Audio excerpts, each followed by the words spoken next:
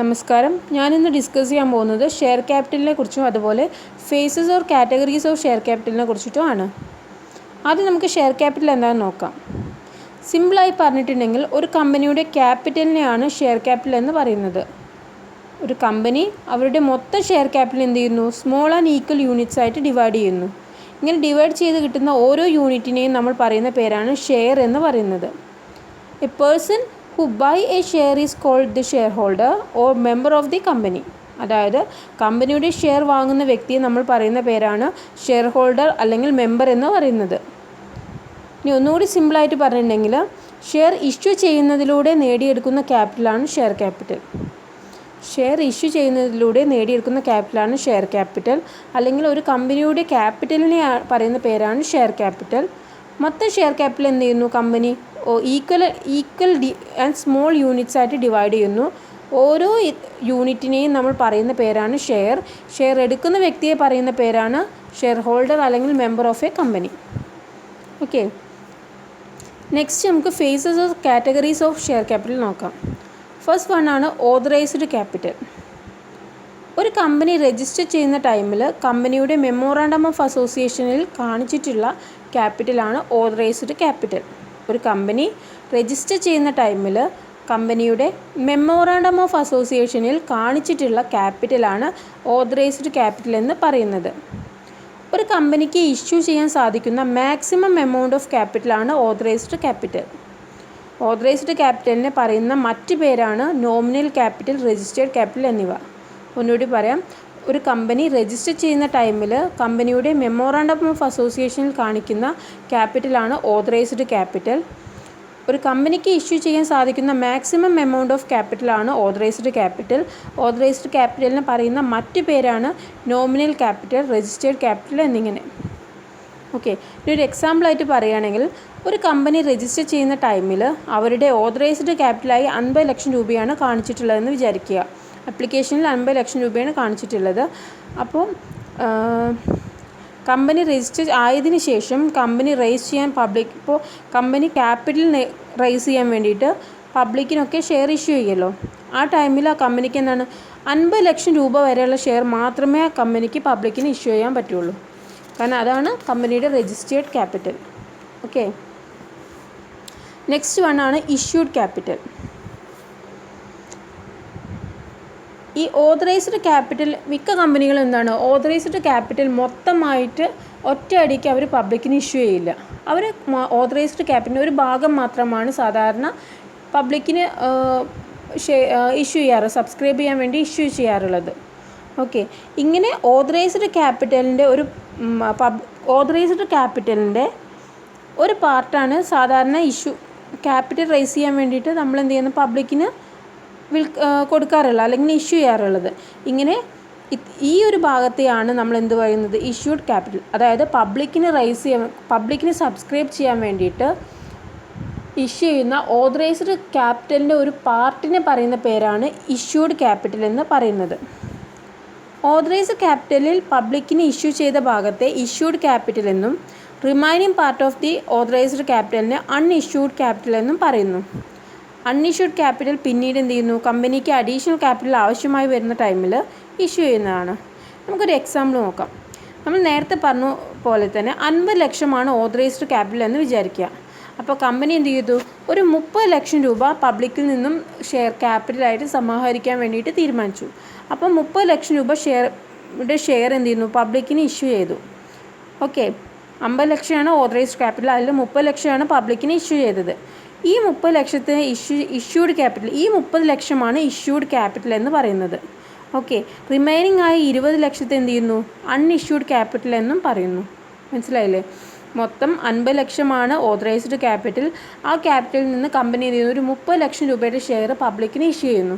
അപ്പോൾ ഈ 30 ലക്ഷത്തെ പറയുന്ന പേരാണ് ഇഷ്യൂഡ് ക്യാപിറ്റൽ. അതിൽ ബാക്കി ഒരു 20 ലക്ഷം കൂടി 50 ലക്ഷത്തിൽ ബാക്കിയുണ്ടല്ലോ, ആ 20 ലക്ഷത്തിന് പറയുന്ന പേരാണ് unissued capital. Okay, next one ആണ് സബ്സ്ക്രൈബ്ഡ് ക്യാപിറ്റൽ. പബ്ലിക്കിന് ഇഷ്യൂ ചെയ്ത ഇഷ്യൂഡ് ക്യാപിറ്റലിൽ പബ്ലിക് വാങ്ങിയ അല്ലെങ്കിൽ സബ്സ്ക്രൈബ് ചെയ്ത ക്യാപിറ്റലിനെയാണ് സബ്സ്ക്രൈബ്ഡ് ക്യാപിറ്റൽ എന്ന് പറയുന്നത്. സബ്സ്ക്രൈബ് ചെയ്യാത്ത പോർഷനെ അൺസബ്സ്ക്രൈബ്ഡ് ക്യാപിറ്റൽ എന്ന് പറയുന്നു. ഒന്നുകൂടി പറയാം. പബ്ലിക്കിന് ഇഷ്യൂ ചെയ്ത ഇഷ്യൂഡ് ക്യാപിറ്റലിൽ പബ്ലിക് വാങ്ങിയ അല്ലെങ്കിൽ സബ്സ്ക്രൈബ് ചെയ്ത ക്യാപിറ്റലിനെ പറയുന്ന പേരാണ് സബ്സ്ക്രൈബ്ഡ് ക്യാപിറ്റൽ. ഇനി സബ്സ്ക്രൈബ് ചെയ്യാത്ത ബാക്കി പോർഷനെ പറയുന്ന പേരാണ് അൺസബ്സ്ക്രൈബ്ഡ് ക്യാപിറ്റൽ. ഓക്കെ, ഒരു എക്സാമ്പിൾ നോക്കാം. നമ്മൾ മുൻപ് പറഞ്ഞ പോലെ 50 ലക്ഷമാണ് ഓതറൈസ്ഡ് ക്യാപിറ്റൽ എന്ന് വിചാരിക്കുക. ഇതിൽ 30 ലക്ഷം രൂപ നമ്മൾ എന്ത് ചെയ്യുന്നു? പബ്ലിക്കിന് ഇഷ്യൂ ചെയ്യാൻ തീരുമാനിച്ചു. അതായത് 30 ലക്ഷം രൂപയാണ് ഇവിടെ ഇഷ്യൂഡ് ക്യാപിറ്റൽ, ബാക്കി റിമൈനിങ് 20 ലക്ഷം രൂപയാണ് ഇവിടെ അൺഇഷ്യൂഡ് ക്യാപിറ്റൽ. ഇനി 30 ലക്ഷം രൂപ പബ്ലിക്കിന് ഇഷ്യൂ ചെയ്തു. പക്ഷേ അതിൽ 30 ലക്ഷവും പബ്ലിക്ക് വാങ്ങിയില്ല. പകരം എന്താ 28 ലക്ഷം രൂപയുടെ ഷെയർ മാത്രമാണ് പബ്ലിക് സബ്സ്ക്രൈബ് ചെയ്തതെന്ന് വിചാരിക്കുക. അപ്പോൾ ഈ 28 ലക്ഷത്തെ പറയുന്ന പേര്, 30 ലക്ഷത്തിൽ 28 ലക്ഷത്തെ പറയുന്ന പേരാണ് സബ്സ്ക്രൈബ്ഡ് ക്യാപിറ്റൽ. അതുപോലെ ബാക്കി വരുന്ന 2 ലക്ഷത്തെ പറയുന്ന പേരാണ് എന്താണ്? അൺസബ്സ്ക്രൈബ്ഡ് ക്യാപിറ്റൽ എന്ന് പറയുന്നത്. ഓക്കെ, ഇനി ചില കേസിൽ എന്താണ്? പബ്ലിക്ക് ഇഷ്യൂ ചെയ്ത മൊത്തം ഷെയറും പബ്ലിക്കിന് ഇഷ്യൂ ചെയ്ത കമ്പനി ഇഷ്യൂ ചെയ്ത മൊത്തം ഷെയറും പബ്ലിക്ക് സബ്സ്ക്രൈബ് ചെയ്യാറുണ്ട്. അപ്പോൾ ഇഷ്യൂഡ് ക്യാപിറ്റലും സബ്സ്ക്രൈബ്ഡ് ക്യാപിറ്റലും സെയിം ആകുന്നു. അതായത് നേരത്തെ പറഞ്ഞ എക്സാമ്പിൾ തന്നെ നോക്കാം. ഒരു 30 ലക്ഷം ഇഷ്യൂ ചെയ്തു, നമ്മൾ നേരത്തെ പറഞ്ഞു അല്ലേ? 30 ലക്ഷം ഇഷ്യൂഡ് ക്യാപിറ്റലായി പബ്ലിക്കിന് ഇഷ്യൂ ചെയ്തു. അതിൽ നിന്ന് പബ്ലിക്ക് എന്താണ്? 30 ലക്ഷം രൂപയുടെ ഷെയറും വാങ്ങിയെങ്കിൽ ഇവിടെ ഇഷ്യൂഡ് ക്യാപിറ്റലും സബ്സ്ക്രൈബ്ഡ് ക്യാപിറ്റലും 30 ലക്ഷം തന്നെയല്ലേ? അതെ, അപ്പോൾ ഇഷ്യൂഡ് ക്യാപിറ്റലും സബ്സ്ക്രൈബ്ഡ് ക്യാപിറ്റലും അവിടെ സെയിം ആയിട്ട് വരുന്നു. അതാണ് ആ പോയിന്റിൽ പറയുന്നത്. ഓക്കെ, നെക്സ്റ്റ് വണ്ണാണ് കോൾഡ് അപ്പ് ക്യാപിറ്റൽ. അപ്പോൾ നേരത്തെ സബ്സ്ക്രൈബ്ഡ് ക്യാപിറ്റൽ എന്താണെന്ന് പറഞ്ഞു അല്ലേ? ഇങ്ങനെ പബ്ലിക് ഷെയർസ് സബ്സ്ക്രൈബ് ചെയ്യുമ്പോൾ നമ്മുടെ കമ്പനിയുടെ ബോർഡ് ഓഫ് ഡയറക്ടേഴ്സ് എന്ത് ചെയ്യുന്നു? ഷെയർ വാങ്ങിയവരോട് എന്ത് പറയുന്നു? ഷെയറിൻ്റെ മൊത്തം വിലയിൽ ഒരു നിശ്ചിത എമൗണ്ട് ഒരു നിശ്ചിത ടൈമിനുള്ളിൽ ആദ്യം അടച്ചു തീർക്കാൻ വേണ്ടി പറയുന്നു. അപ്പോൾ ഈ എമൗണ്ടിനെയാണ് കോൾഡ് അപ്പ് ക്യാപിറ്റൽ എന്ന് പറയുന്നത്. അപ്പോൾ എന്തുകൊണ്ടെന്നാൽ സബ്സ്ക്രൈബ് ചെയ്ത ഷെയറിൻ്റെ ടോട്ടൽ എമൗണ്ടും ഒരുമിച്ച് പേ ചെയ്യാൻ മിക്ക ഡയറക്ടേഴ്സൊന്നും പറയാറില്ല. ബാക്കി എമൗണ്ട് ആവശ്യം വരുന്ന ടൈമിൽ ഷെയർ ഹോൾഡേഴ്സിനെ അറിയിച്ചിട്ട് അവരോട് കോൾഡ് അപ്പ് ചെയ്യാൻ മാത്രമേ പറയാറുള്ളൂ. അപ്പോൾ ടോട്ടൽ ഇഷ്യൂ ചെയ്ത ഇഷ്യൂഡ് ക്യാപിറ്റൽ കോൾഡ് അപ്പ് ചെയ്യാത്ത പോർഷനെ അൺകോൾഡ് ക്യാപിറ്റൽ എന്ന് പറയുന്നു. ഒരു എക്സാമ്പിളായിട്ട് ഞാൻ പറഞ്ഞുതരാം. എക്സ് എന്നൊരു കമ്പനി ആണെന്ന് വിചാരിക്കുക. ആ എക്സ് എന്ന കമ്പനിയുടെ ടോട്ടൽ ഓതറൈസ്ഡ് ക്യാപിറ്റൽ എന്ന് പറയുന്നത് 50 ലക്ഷം രൂപയെന്ന് വിചാരിക്കുക. ഇത് നമ്മൾ നേരത്തെ പറഞ്ഞ പോലെ 30 ലക്ഷം രൂപ ഇഷ്യൂഡ് ക്യാപിറ്റലായിട്ട് പബ്ലിക്കിനെ സബ്സ്ക്രൈബ് ചെയ്യാൻ വേണ്ടി ഇഷ്യൂ ചെയ്തു. അതിൽ 30 ലക്ഷം രൂപയാണ്. അപ്പോൾ ഈ 30 ലക്ഷം രൂപയാണ് ഇവിടെ ഇഷ്യൂഡ് ക്യാപിറ്റൽ. ഓക്കെ, ഇനി ഈ 30 ലക്ഷത്തിൽ 28 ലക്ഷം രൂപയുടെ ഷെയർ എന്ത് ചെയ്തു? പബ്ലിക്ക് സബ്സ്ക്രൈബ് ചെയ്തു എന്ന് വിചാരിക്കുക. ഓക്കെ, അതായത് 28 ലക്ഷം രൂപയാണ് സബ്സ്ക്രൈബ്ഡ് ക്യാപിറ്റൽ എന്ന് പറയുന്നത്. ഈ 28 ലക്ഷം രൂപയുടെ ഷെയറാണ്. അതിൽ ഒരു ഷെയറിൻ്റെ പ്രൈസ് എന്ന് പറയുന്നത് 100 രൂപയാണെന്ന് വിചാരിക്കുക. ഓക്കെ, അതായത് ഒരു ഷെയറിൻ്റെ പ്രൈസ് എന്ന് പറയുന്നത് 100 രൂപയാണ്. അങ്ങനെ 100 രൂപ വിലയുള്ള 28,000 ഷെയർസ് പബ്ലിക്ക് എന്ത് ചെയ്തു? വാങ്ങിക്കഴിഞ്ഞു. അപ്പോൾ അതിൽ എ എന്ന് പറയുന്ന ഒരു വ്യക്തി 400 രൂപ വില വരുന്ന 4 ഷെയർ പർച്ചേസ് ചെയ്തു എന്ന് വിചാരിക്കുക. അപ്പോൾ അയാൾ 400 രൂപ വില വരുന്ന ഷെയർ വാങ്ങിയ ഒരു ഷെയർ ഹോൾഡറാണ് കമ്പനിയുടെ. അപ്പോൾ അദ്ദേഹത്തോട് കമ്പനി എന്ത് ചെയ്തു? ആദ്യത്തെ ഗഡുവായിട്ട് ഒരു 200 രൂപ പേ ചെയ്യാൻ പറഞ്ഞു. 400 രൂപയുടെ ഷെയർ 200 രൂപ ആദ്യം പേ ചെയ്യാൻ പറഞ്ഞു. അപ്പോൾ ഈ 200 രൂപയാണ് എന്ത് പറയുക ഇവിടെ കോൾഡ് അപ്പ് ക്യാപിറ്റൽ എന്ന് പറയുന്നത്. ഓക്കെ, മനസ്സിലായോ? ഒന്നുകൂടി പറയാം. കോൾഡ് അപ്പ് ക്യാപിറ്റൽ എന്ന് പറയുന്നത് നമ്മൾ മൊത്തം ഇങ്ങനെ നമ്മൾ പബ്ലിക് സബ്സ്ക്രൈബ് ചെയ്ത ഷെയർ ഉണ്ടാവുമല്ലോ, ആ പബ്ലിക് സബ്സ്ക്രൈബ് ചെയ്ത ഷെയറിൻ്റെ ഒരു എമൗണ്ട്, ഷെയർ വാല്യൂയിൽ ഒരു നിശ്ചിത എമൗണ്ട് കമ്പനി എന്ത് പറയുന്നു? ആദ്യത്തെ ഗഡുവായിട്ട് കമ്പനി പേ ചെയ്യാൻ പറയുന്നു. അപ്പോൾ ഇങ്ങനെ പേയ്മെൻറ്റിന് വേണ്ടി പറയുന്ന എമൗണ്ടിനെയാണ് നമ്മൾ പറയുന്നത് കോൾഡ് അപ്പ് ക്യാപിറ്റൽ എന്ന് പറയുന്നത്. ഇപ്പോൾ എക്സാമ്പിളായിട്ട് പറഞ്ഞിട്ടുണ്ടെങ്കിൽ നമ്മൾ കമ്പനി 50 ലക്ഷം രൂപയുടെ ഓതറൈസ്ഡ് ക്യാപിറ്റലായിരുന്നു കമ്പനിക്ക്. ആ കമ്പനി എന്ത് ചെയ്തു? 30 ലക്ഷം രൂപ പബ്ലിക്കിന് ഇഷ്യൂ ചെയ്തു. അതിൽ 28 ലക്ഷം രൂപയാണ് പബ്ലിക്ക് വാങ്ങിയത് എന്ന് വിചാരിക്കുക. അതിൽ ഒരു ഷെയറിൻ്റെ, അതായത് ഒരു ഷെയറിൻ്റെ പ്രൈസ് എന്ന് പറയുന്നത് 100 രൂപയാണ്. 100 രൂപ വിലയുള്ള 28,000 ഷെയറാണ് നമ്മൾ പബ്ലിക്ക് സബ്സ്ക്രൈബ് ചെയ്തിട്ടുള്ളത്. അപ്പം നമ്മളുടെ ഒരു ഫ്രണ്ട് ഉണ്ട്, എ എന്ന് പറഞ്ഞ ഒരു വ്യക്തി എന്ന് വിചാരിക്കുക. അദ്ദേഹം എന്ത് ചെയ്തു? 400 രൂപ കൊടുത്തിട്ട് 4 ഷെയർ കരസ്ഥമാക്കി. അപ്പോൾ 4 ഷെയർ എടുത്ത ഒരു ഷെയർ ഹോൾഡറായി, എന്നിട്ട് കമ്പനിയുടെ ഷെയർ ഹോൾഡറായി. അപ്പോൾ കമ്പനി എന്ത് ചെയ്തു, ഈ 400 രൂപ മുഴുവനായിട്ട് അടയ്ക്കേണ്ട, ആദ്യമായിട്ട് ഒരു 200 രൂപ പേ ചെയ്യാൻ പറഞ്ഞു. ബാക്കി 200 രൂപ സാവധാനം അടച്ചാൽ മതി എന്ന് പറഞ്ഞു. അപ്പോൾ ആദ്യം പേ ചെയ്യാൻ പറഞ്ഞ ഈ 200 രൂപയെ പറയുന്ന പേരാണ് കോൾഡ് അപ്പ് ക്യാപിറ്റൽ എന്ന്. ഓക്കെ, മനസ്സിലായല്ലോ. നെക്സ്റ്റ് വണ്ണാണ് paid up capital. Called up ക്യാപിറ്റലിൽ ആക്ച്വലായി എത്ര രൂപയാണോ ഷെയർ ഹോൾഡേഴ്സ് പേ ചെയ്തത് ആ എമൗണ്ടാണ് പെയ്ഡ് അപ്പ് ക്യാപിറ്റൽ എന്ന് പറയുന്നത്. അതായത് കോൾഡ് അപ്പ് ക്യാപിറ്റലിൽ ആക്ച്വലായിട്ട് എത്ര രൂപയാണോ ഷെയർ ഹോൾഡേഴ്സ് പേ ചെയ്തത് ആ എമൗണ്ടാണ് പെയ്ഡ് അപ്പ് ക്യാപിറ്റൽ എന്ന് പറയുന്നത്. ഇനി ഈ കോൾഡ് അപ്പ് ക്യാപിറ്റലിൻ്റെ പേ ചെയ്യാത്ത പോർഷനെയാണ് അൺപെയ്ഡ് എമൗണ്ട് അല്ലെങ്കിൽ കോൾസ് ഇൻ അരിയേഴ്സ് എന്ന് പറയുന്നത്. ഓക്കെ, ഇതിനൊരു എക്സാമ്പിൾ നോക്കാം. അപ്പോൾ നമ്മൾ മുകളിൽ പറഞ്ഞ എക്സാമ്പിൾ, എ എന്ന വ്യക്തി എന്ത് ചെയ്യുന്നു, കമ്പനിയുടെ 100 രൂപ വില വരുന്ന 4 ഷെയർ, അതായത് 400 രൂപയുടെ ഷെയർ സബ്സ്ക്രൈബ് ചെയ്ത് കഴിഞ്ഞു. അപ്പോൾ ഇതിൽ കമ്പനി എന്താണ് കോൾഡ് അപ്പ് ഷെയർ ക്യാപിറ്റലായിട്ട്, കോൾഡ് അപ്പ് എമൗണ്ട് ആയിട്ട് ഒരു 200 രൂപ ആദ്യം പേ ചെയ്യാൻ പറഞ്ഞിട്ടുണ്ടായിരുന്നു. പക്ഷേ എക്ക് എന്തൊക്കെയോ കാരണങ്ങൾ കൊണ്ട് ഒരു 150 രൂപ മാത്രമാണ് എക്ക് പേ ചെയ്യാൻ സാധിച്ചത്. ഓക്കെ, എങ്കിൽ ഈ 150 രൂപയാണ് ഇവിടെ പെയ്ഡ് അപ്പ് ക്യാപിറ്റൽ എന്ന് പറയുന്നത്. ബാക്കി ഒരു 50 രൂപയുടെ കമ്പനിക്ക് കൊടുക്കാമല്ലേ. അപ്പോൾ ആ 50 രൂപയെ പറയുന്ന പേരാണ് അൺപെയ്ഡ് ക്യാപിറ്റൽ അല്ലെങ്കിൽ കോൾസ് ഇൻ അരിയർ എന്ന് പറയുന്നത്. ഓക്കെ, ഒന്നുകൂടി പറഞ്ഞുതരാം. പെയ്ഡ് അപ്പ് ക്യാപിറ്റൽ എന്ന് പറയുന്നത് കോൾഡ് അപ്പ് ക്യാപിറ്റലിൽ ആക്ച്വലായിട്ട് എത്ര രൂപയാണോ ഷെയർ ഹോൾഡർ പേ ചെയ്തത് ആ എമൗണ്ടാണ് പെയ്ഡ് അപ്പ് ക്യാപിറ്റൽ. ഇനി കോൾഡ് അപ്പ് ക്യാപിറ്റലിൻ്റെ പേ ചെയ്യാത്ത പോർഷനെ അൺപെയ്ഡ് എമൗണ്ട് അല്ലെങ്കിൽ കോൾസ് ഇൻ അരിയർ എന്ന് പറയുന്നു. ഓക്കെ, ഇനി നെക്സ്റ്റ് വണ്ണാണ് reserve capital. Okay, limited liability ഉള്ള ചില കമ്പനികൾ എന്ത് ചെയ്യുന്നു, അൺകോൾഡ് ക്യാപിറ്റലിൻ്റെ ഒരു പോർഷൻ റിസർവ് ക്യാപിറ്റലായിട്ട് സൂക്ഷിക്കാറുണ്ട്. ലിമിറ്റഡ് ലയബിലിറ്റിയുള്ള ചില കമ്പനികൾ എന്ത് ചെയ്യുന്നു, അൺകോൾഡ് ക്യാപിറ്റലിൻ്റെ ഒരു പോർഷൻ റിസർവായിട്ട് സൂക്ഷിക്കാറുണ്ട്. അതായത് ഇത്തരം റിസർവ് ക്യാപിറ്റൽ വൈൻഡിങ് അപ്പ് ടൈമിൽ മാത്രമേ കോൾഡ് അപ്പ് ചെയ്യാറുള്ളൂ. അതായത് വൈൻഡിങ് അപ്പ് ടൈമിൽ മാത്രം കോൾഡ് അപ്പ് ചെയ്യാനായിട്ട് കമ്പനി അൺകോൾഡ് ക്യാപിറ്റലിൻ്റെ ഒരു പോർഷൻ മാറ്റിവെക്കുന്നു. ഇതാണ് റിസർവ് ക്യാപിറ്റൽ എന്ന് പറയുന്നത്. ഇത്തരം റിസർവിലൂടെ കമ്പനിയുടെ ക്രെഡിറ്റേഴ്സിൻ്റെ കോൺഫിഡൻസ് ഉയർത്താൻ വേണ്ടിയിട്ട് എന്ത് ചെയ്യാൻ പറ്റും, കമ്പനിക്ക് സാധിക്കുന്നു. ഒന്നുകൂടി പറയാം, ലിമിറ്റഡ് ലയബിലിറ്റിയുള്ള ചില കമ്പനികൾ എന്ത് ചെയ്യുന്നു, അൺകോൾഡ് ക്യാപിറ്റലിൻ്റെ ഒരു പോർഷൻ, നമുക്ക് അൺകോൾഡ് ക്യാപിറ്റൽ എന്താണെന്ന് അറിയാം അല്ലേ, കോൾഡ് അപ്പ് ചെയ്യാത്ത ക്യാപിറ്റൽ, അൺകോൾഡ് അതായത് നമ്മൾ പറഞ്ഞു ഓതറൈസ്ഡ് ക്യാപിറ്റലിൽ ഒരു പോർഷൻ നമ്മൾ എന്ത് ചെയ്യുന്നു, കമ്പനി ഇഷ്യൂ ചെയ്യുന്നു അല്ലേ, ഇഷ്യൂഡ് ക്യാപിറ്റലായിട്ട് ഇഷ്യൂ ചെയ്യാറുണ്ട്. ഇഷ്യൂ ചെയ്ത് കഴിഞ്ഞിട്ട് നമ്മൾ എന്ത് ചെയ്യുന്നു, അതിലൊരു പോർഷൻ പബ്ലിക് എന്ത് ചെയ്യുന്നു, സബ്സ്ക്രൈബ് ചെയ്യുന്നു അല്ലേ. ആ സബ്സ്ക്രൈബ് ചെയ്ത പോർഷനിൽ ഒരു നിശ്ചിത എമൗണ്ട് ആദ്യം പേയ്മെൻറ്റ് ചെയ്യാൻ വേണ്ടി കമ്പനി പറയുന്നു. അതാണ് കോൾഡ് അപ്പ് ക്യാപിറ്റൽ. ആ കോൾഡ് അപ്പ് ക്യാപിറ്റലിൻ്റെ ഒരു പോർഷൻ എന്ത് ചെയ്യുന്നു, അതായത് ഇപ്പോൾ നേരത്തെ എ എന്ന വ്യക്തി 400 രൂപയായിരുന്നു അദ്ദേഹത്തിൻ്റെ കോൾഡ് അപ്പ് ക്യാപിറ്റൽ.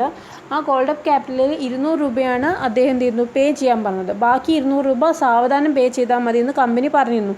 അതാണ് അൺകോൾഡ് പോർഷൻ അല്ലേ. ഈ അൺകോൾഡ് പോർഷൻ എന്ത് ചെയ്യുന്നു, ഈ അൺകോൾഡ് പോർഷൻ ഒരു നിശ്ചിത എമൗണ്ട്, ഇപ്പോൾ 150 രൂപയിൽ ഇപ്പോൾ ബാക്കി 200 രൂപ തന്നെ ആവണമെന്നില്ല, അതിനൊരു 50 രൂപയായിരിക്കാം, എന്ത് ചെയ്യുന്നു, റിസർവ് ക്യാപിറ്റലായിട്ട് കമ്പനി സൂക്ഷിക്കുന്നു. എന്തിനാണ്, വൈൻഡിങ് അപ്പ് ടൈമിൽ മാത്രം കോൾഡ് അപ്പ് ചെയ്യാൻ വേണ്ടിയിട്ട്.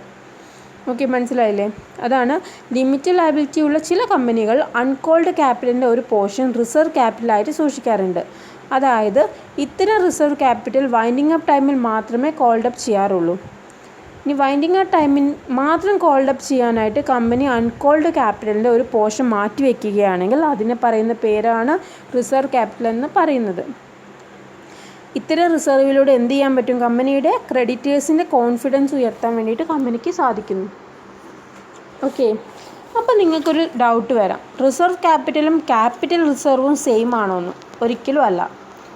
ക്യാപിറ്റൽ റിസർവ് എന്ന് പറയുന്നത് എന്താണ്, ക്യാപിറ്റൽ പ്രോഫിറ്റിൽ നിന്നും ക്രിയേറ്റ് ചെയ്യുന്ന ഒരു റിസർവാണ് ക്യാപിറ്റൽ റിസർവ് എന്ന് പറയുന്നത്. റിസർവ് ക്യാപിറ്റൽ എന്ന് പറയുന്നത് എന്താണ്, അൺകോൾഡ് പോർഷൻ, അതായത് ഷെയറിൻ്റെ അൺകോൾഡ് പോർഷനിൽ നിന്നും നമ്മളൊരു നിശ്ചിത എമൗണ്ട് മാറ്റി വയ്ക്കുന്നു വൈൻഡിങ് അപ്പ് ടൈമിൽ കോൾഡ് അപ്പ് ചെയ്യാൻ വേണ്ടിയിട്ട്. ആ എമൗണ്ടിനെ പറയുന്ന പേരാണ് റിസർവ് ക്യാപിറ്റൽ.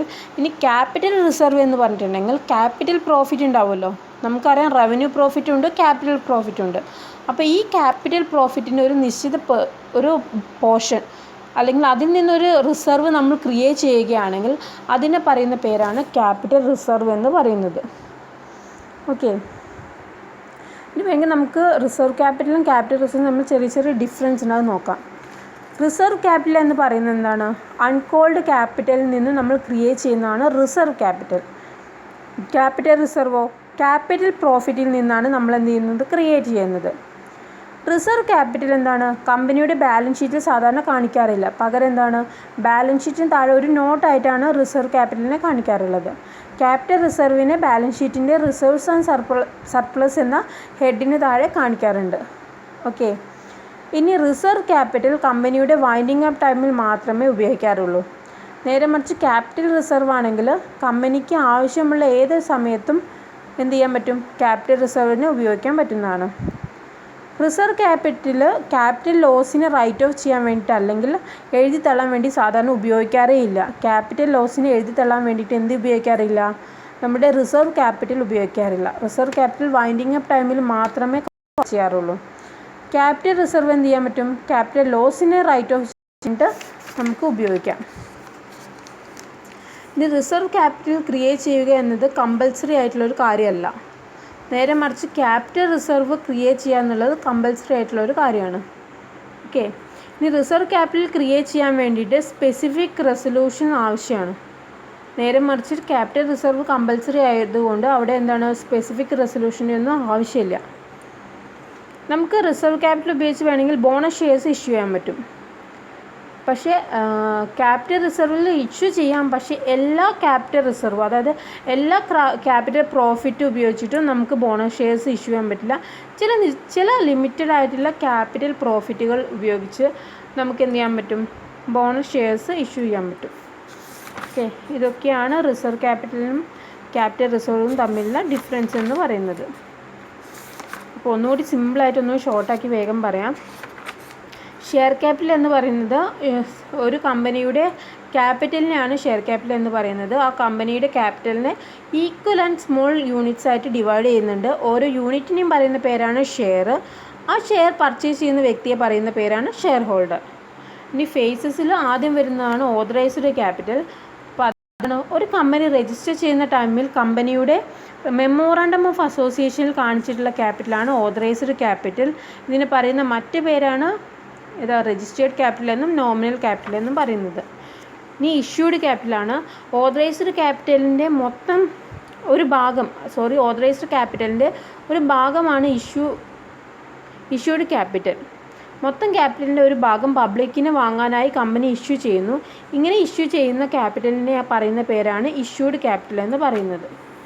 ഇനി സബ്സ്ക്രൈബ്ഡ് ക്യാപിറ്റൽ, അതായത് പബ്ലിക്കിന് ഇഷ്യൂ ചെയ്ത ഇഷ്യൂഡ് ക്യാപിറ്റലിൽ പബ്ലിക് വാങ്ങിയ അല്ലെങ്കിൽ സബ്സ്ക്രൈബ് ചെയ്ത ക്യാപിറ്റലിന് പറയുന്ന പേരാണ് സബ്സ്ക്രൈബ്ഡ് ക്യാപിറ്റൽ. നെക്സ്റ്റ് ആണ് കോൾഡ് അപ്പ് ക്യാപിറ്റൽ. അപ്പോൾ ഈ സബ്സ്ക്രൈബ്ഡ് ക്യാപിറ്റലിൽ കമ്പനി ആദ്യമായിട്ട് ഒരു നിശ്ചിത എമൗണ്ട് ഷെയർ ഹോൾഡേഴ്സിനോട് പേ ചെയ്യാൻ പറയുന്നു. അങ്ങനെ പേ ചെയ്യാൻ പറയുന്ന എമൗണ്ടിനെയാണ് കോൾഡ് അപ്പ് ക്യാപിറ്റൽ എന്ന് പറയുന്നത്. നെക്സ്റ്റ് ആണ് paid up capital. Called up capital ആക്ച്വലായിട്ട് എത്ര എമൗണ്ട് ആണോ ഷെയർ ഹോൾഡേഴ്സ് പേ ചെയ്തത് ആ എമൗണ്ടാണ് പെയ്ഡ് അപ്പ് ക്യാപിറ്റൽ എന്ന് പറയുന്നത്. നെക്സ്റ്റ് ആണ് റിസർവ് ക്യാപിറ്റൽ. അത് ലിമിറ്റഡ് ലയബിലിറ്റിയുള്ള ചില കമ്പനികൾ അൺകോൾഡ് ക്യാപിറ്റലിൻ്റെ ഒരു പോർഷനെ റിസർവ് ക്യാപിറ്റലായിട്ട് സൂക്ഷിക്കാറുണ്ട്. ഇങ്ങനെ സൂക്ഷിക്കുന്ന റിസർവ് നമ്മൾ കമ്പനി വൈൻഡിങ് അപ്പ് ചെയ്യുന്ന ടൈമിൽ മാത്രമേ കോൾഡ് അപ്പ് ചെയ്യാറുള്ളൂ. അതാണ് റിസർവ് ക്യാപിറ്റൽ. റിസർവ് ക്യാപിറ്റലും ക്യാപിറ്റൽ റിസർവും സെയിം അല്ല. ക്യാപിറ്റൽ റിസർവ് എന്ന് പറയുന്നത് ക്യാപിറ്റൽ പ്രോഫിറ്റിൽ നിന്നും കമ്പനി ക്രിയേറ്റ് ചെയ്യുന്ന ഒരു കമ്പൽസറി റിസർവാണ് ക്യാപിറ്റൽ റിസർവ്. ഓക്കെ, ഇതൊക്കെയാണ് ഷെയർ ക്യാപിറ്റലിനെ കുറിച്ചും ഫേസസ് അല്ലെങ്കിൽ കാറ്റഗറീസ് ഓഫ് ഷെയർ ക്യാപിറ്റലിനെ കുറിച്ചും നമുക്ക് പറയാനുള്ളത്. എല്ലാവർക്കും മനസ്സിലായെന്ന് വിചാരിക്കുന്നു. Thank you.